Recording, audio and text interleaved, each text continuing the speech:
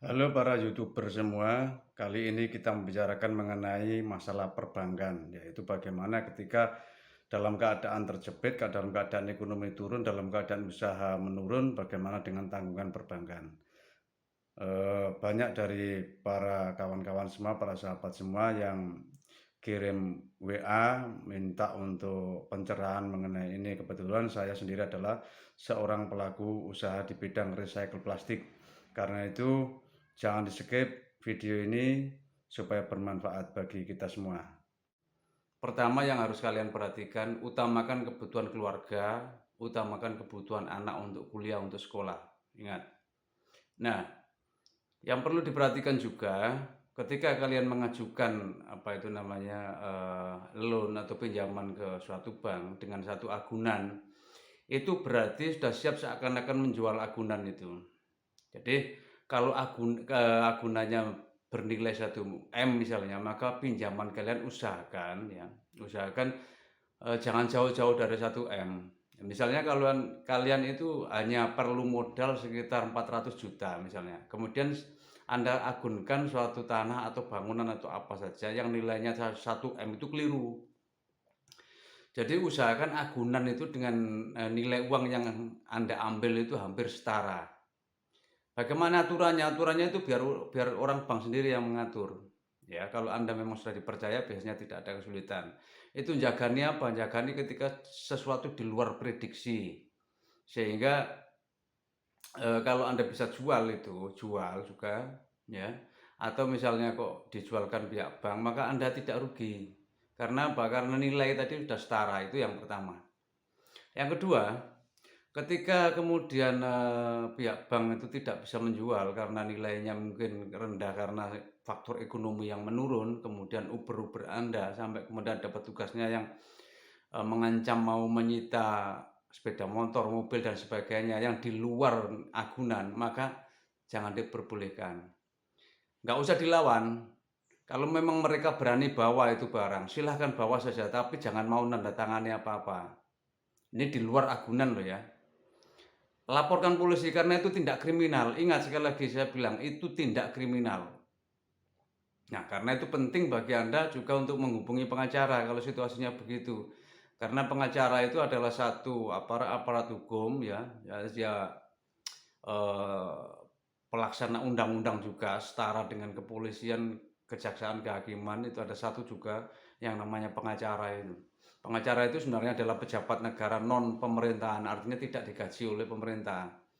Dia mendapat income itu dari apa? Dari pelayanan hukumnya itu. Tapi dia punya legal standing, punya kekuatan hukum yang sangat kuat sekali. Tentu jangan pengacara yang ecek-ecek dengan pengacara yang tidak punya izin, ya. Lebih bagus lagi kalian ke LBH. Supaya apa?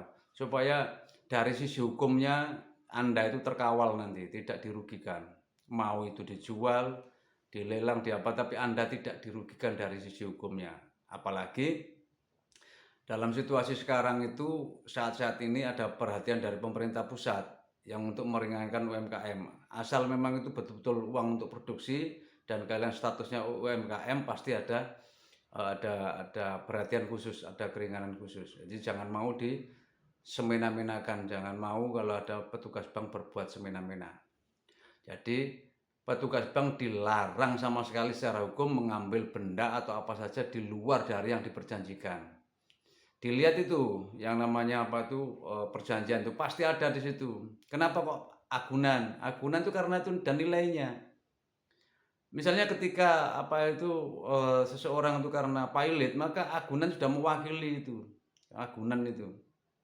Nah, beda lagi yang pinjaman non agunan.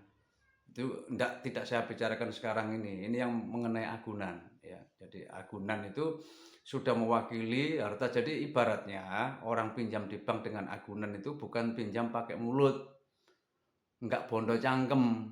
Dia itu ada satu agunan, ada benda, ada harta yang berharga yang ditaruh di situ. Jadi jangan mau sampai harga diri Anda itu dilecehkan oleh pihak bank. Coba perhatikan. Kemudian ingat ya, yang namanya bank itu kalau ketika Anda masih posisinya jaya, perusahaan Anda masih bergerak bagus, pasti diuper-uper bukan untuk apa? Untuk ditambahi terus. Tambahi terus. Katanya, "Pak, saya mau tolong Bapak." Bukan, dia nolong dirinya sendiri supaya karirnya menanjak. Nggak ada istilahnya itu cuma mulut aja, hati-hati ya. Nggak, ini saya memang keras di sini, gitu. Nah, mungkin ya silahkan kalau Anda semua itu dalam berusaha itu pinjam bank mungkin, cuma ada kalau kalau mau dipikir bener ya, mau dipikir bener. Memang, dari sisi syariat itu ada satu hal yang saya ndak bicara masalah bank itu riba apa ndak, ya. Itu, apa namanya, kalau yang riba itu jelas haramnya. Ini saya ndak bicara bank itu haram atau riba, bukan. Cuma ini loh, yang kemudian ada denda, ada apa itu loh. Itu yang memberatkan. Ya memang itu udah dalam perjanjian. Nah, kemudian biasanya nasabah tidak dikasih salinan, tidak diterangkan bahwa tanah atau rumah atau apa yang diagunankan itu dimintakan ke BPN itu sebagai apa namanya, eh, tanggungan pertama. Wah, kalau sudah tanggungan pertama itu tanpa sidang pengadilan biasanya akan berani itu mereka. Makanya nilai jualnya saja ketika Anda ngambil uang itu jangan sampai terlalu rendah dari nilai jual harta itu.